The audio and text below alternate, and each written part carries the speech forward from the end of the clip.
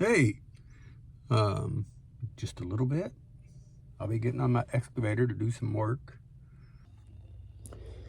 Well, as of this past Saturday, approaching 2 months with no sugar, I'm down 24 pounds. That was 3 days ago.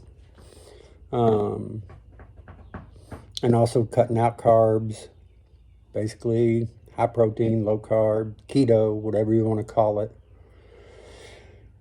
But I didn't know how much sugar caused inflammation.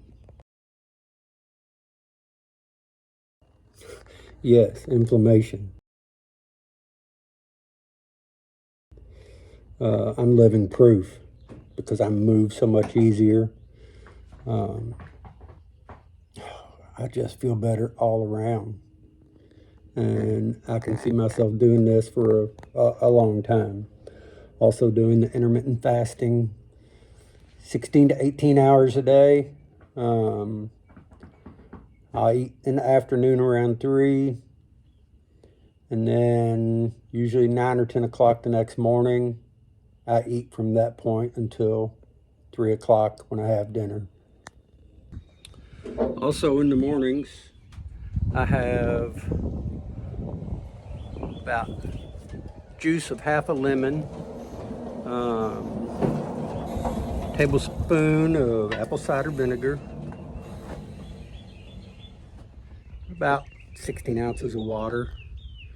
In the evening, I have the same thing, but with chamomile tea, ginger, and some honey. And that helps me get to sleep. Did I mention the energy? More energy, and you need it when you got gardens to till, greenhouses to build, chicken roosts to replace. You need the extra energy. So if you have any questions about no sugar, it's just avoiding sugar, carbs. It just works. Thanks for giving me a little of your time.